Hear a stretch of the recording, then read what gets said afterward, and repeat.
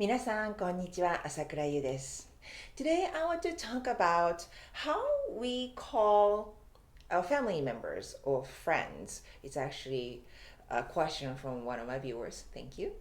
Yes, then I thought about it. I'm doing it in English, and sometimes I get lost. Like, I don't know how to call my friends, my boyfriends, or my parents are in Japan, so I never had mother and father here. But like, when I watch movies, I hear a lot of different ways to call mom and dad.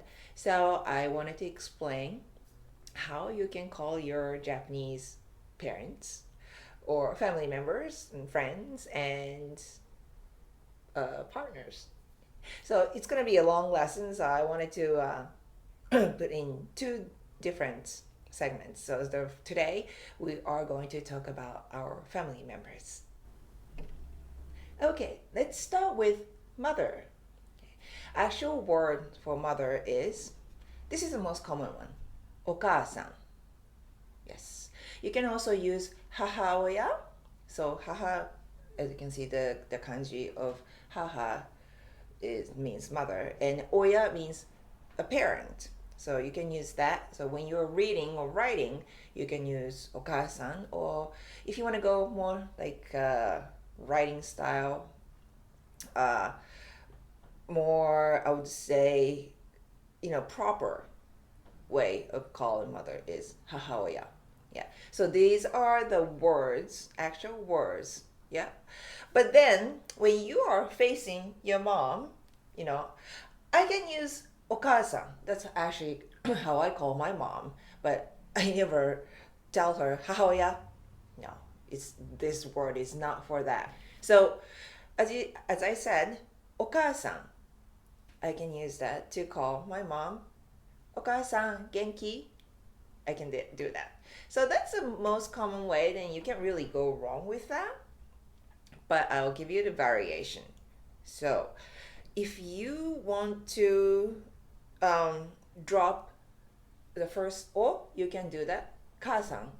Then I hear that a lot, probably male speech. 母さん. Yeah. It's not less polite. It sounds more masculine. I mean, お母さん is polite and it's good for men and women to use, but 母さん is a very common way for men to speak to their mom. And oh, this one, I love it. You probably hear it a lot in the old style, like movies and TV shows. お母様. お母様. Sama, at the last part, I switched son to sama. As you know, sama is a very honorific way to call people. So if I were, like, I don't know, hundreds of years ago, if I was in samurai family, maybe I say お母様. お元気ですか? Yeah, I can do that. I probably wouldn't use that to my mom right now. She would go like, "What's wrong with you? Why are you so polite? Do you want anything?" No, probably not. But it sounds a little weird right now. However, I might say that to, let's say I am with my coworkers and I know her mom, and how is your mother doing? I just want to use a very polite word. So maybe I say お母様はお元気ですか? So I might use that like that, but not to my mom. Yeah. Okay. Okay, another one. If you go way back, more samurai shogun type of feel, you might hear this word 母上. 母上. And 上 means up. So I guess there is a sense of kind of like position wise. So you put your mom in pedestal. So 母上, you might hear that. I don't hear this word, actually, my friends or anybody who's alive today use that. I just want to give you that so that you understand. Okay, so enough with this old school. Let's go back to this modern days. I know some people use 母ちゃん, お母ちゃん, 母ちゃん. You can use or without. Okay. Ka, so chan is, I think we studied before in one of my lessons. It's a casual way, usually with the more like a friendliness, sincerity, not sincerity, like friendliness, very cute way. So if you want to do more casual, say 母ちゃん, お母ちゃん. I hear a lot of boys use that, and maybe some girls as well, or in a very casual setting, inside their family, So 母さん, 母ちゃん, you can use that. You can also use mama, mama. I think it's in English too. We don't understand mom. We go for mama, but you have to be careful. If you put san after mama, like mama san, that's totally different meaning that, because in those like a clubs, usually like hostess clubs, where you call the head of the hostesses mama, and people often refer that lady mama san. So I know you've heard it somewhere, maybe in movies, but don't call your mom mama san, because that's going to be a totally different meaning. Yes. So let's review. So I started with お母さん, without o, 母さん. I had お母様 or 母上 or go to casual 母さん, 母ちゃん, お母ちゃん, 母ちゃん, or mama. Yeah. So the same with father. The actual word is お父さん or 父親. Yeah. Or I forgot to tell you, you can just use 母 or 父 by themselves. If you are writing or very strict, refer them as the third person, not to them, but refer them as a third person. You can use お父さん, 父親 or 父. Yeah. But to call them, we can go お父さん or without お父さん, お父様 or 父上 or 父ちゃん or お父ちゃん or papa. Yes. The same as mama-san. I don't think people use papa-san. No. No. It sounds like sugar daddy. Yeah. So don't use that. No. Right. So that's your parents and mothers and fathers-in-law. When you use kanji, it's written like this, but however, it's the same pronunciation. お母さん, お父さん. But that letter, the second letter right there, meaning like in-law or by the rules and the general meaning. So that means in-law. So I would use just that, お母さん, if you're married to a Japanese person, and if you want to call your mother-in-law, father-in-law, お母さん, お父さん. I think that's the best way to go. Yeah? Okay, so if you have siblings, I have one sister. So I call my sister お姉さん. お姉さん. It's pretty much the same rule as 母親 and 父親. So the actual word for sister, actually, we have different words for big sister and small younger sister. I'm talking about big sister here, okay? Older sister. The word for older sister is お姉さん or 姉. So not a parent, so use the word ane, right? So to call her, I usually use お姉さん. Some people use just 姉さん or お姉ちゃん. That's good. 姉ちゃん is kind of very, very casual, you know. I use those. I think those are, yeah, the common words. And the same as big brother. The word for big brother is 兄. Yes, and we can also use お兄さん. Yes. To call your big brother お兄さん, 兄さん, お兄ちゃん, 兄ちゃん. Yeah. So those are the words.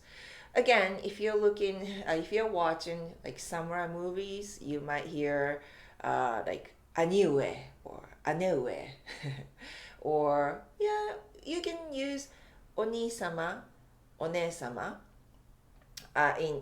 Even nowadays, like if it's a really, really like special, very polite, classy family or environment. 私のお姉様. Yeah, sounds very uptight. And again, for the in-laws, it's the same way. We use that letter before the kanji, お姉さん, お兄さん. It's the same way if you have a in-law, like older sister or older brother, you can use those. However, when it comes to younger siblings, it's different. The actual word for, let's say, I am a younger sister or my big sister, I am her imoto. Yeah, this is the character, imoto. However, she never called me imoto. No, I mean, she used that word to refer me as a third person, but to call me, she doesn't use this word. She always calls me Yu-chan. Yu-chan. I think we did this one before. You know, chan is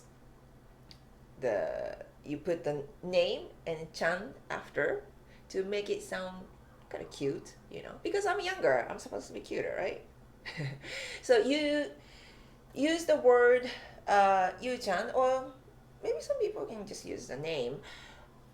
That's how they refer me.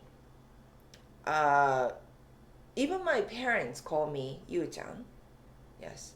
Maybe since I am older now, maybe in front of other people, my parents might use Yu-san. Maybe. But usually I'm Yu-chan. Actually, I'm the youngest in my whole family. All my cousins are older than me, so everybody kept calling me Yu-chan. Even now, actually. The same rule applies to younger brothers as well. It is ototo. Yes, but we never use hey ototo. No. We use the word, their name. Let's say Taro. It's a very common name in Japanese. Yes. Taro-kun, Taro-chan. Yeah. Or a lot of times we use kun. This is for boys, or like male, you know, the honorific. So we use the word Taro-kun. Or if it's inside a family, you can just use the name Taro. Yes. So remember, for younger siblings, imoto and ototo, we often, or most of the time, we use the word, their names and put chan or kun. As for grandparents, the actual words are おばあさん, おじいさん for grandma and grandpa. I used to call my grandparents おばあちゃん and おじいちゃん. Yes. I think that's the for grandchildren to sound about right. You know, it's casual enough, but still with O at the very beginning. It's still polite. You can also do like おばあさん, おじいさん, but it's very, very classy. You probably hear it at the, I don't know, like emperor's house. Maybe even Oba-sama, Oji-sama. But I would say the regular household, I think you go Oji-chan, Oba-chan. And uncle and aunt is the same thing. It sounds very close to grandparents, but listen to me. So the uncle is Oji-chan. Grandfather is Oji-chan. So the vowel in the middle is dropped if it's uncle. So Oji-chan, Oji-chan. The same with aunt and grandmother. It's Oba-chan, Oba-chan. Yes, the same rule applies.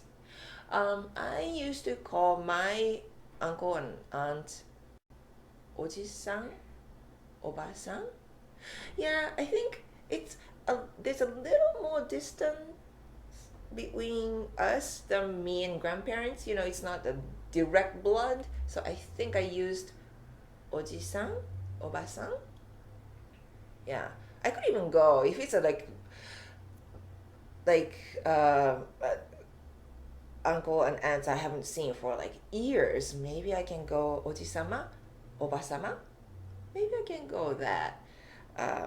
If they're really close, you can use Oji-chan, Oba-chan.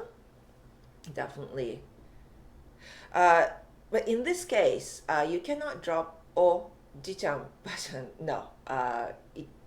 There are no words like that exist. So, one more thing about these Oji-chan, Oba-chan. We use these words to describe kind of middle-aged people. I wouldn't define the age because I don't want to put myself in a category. Oops. But we use, let's say, about your like uncle's aunt's age. I don't know, like around like 40. Yeah. So when it's fun. Okay, funny story. My very sweet sister, even though I am my niece and nephew's Oba-chan, she she told my niece and nephew, don't call her Oba-chan, call her you One-san. Isn't that sweet? So that I don't sound too old. I think that's very sweet. So technically, I'm supposed to be their Oba-chan, but the sound also has the that I'm kind of old. So my sister, yeah, did a very big favor for me, I guess. You might hear these words even though they're not blood relatives, but that only means that Oji-chan, that Oba-chan is, I don't know, just to refer them, the middle-aged people. Yes. Cousins, the word is itoko, but we don't use that to call each other. We usually use the name, and if it's younger cousins, you can use chan, because they're younger, cuter. But if not, you can use you know what? Now, if they're close, you can also use chan, but you can also use san, or if it's male, you can use kun. Yes. So I introduced you a lot of different words today, so please review, and maybe as a practice, you kind of write down your family members, actual family members, and how would you call them if they were and you were in Japan. Yes. Well, if you have any questions, write it below right here in the comments. And I hope to see you soon in my next lesson. We'll learn how to call your friends and partners. Bye.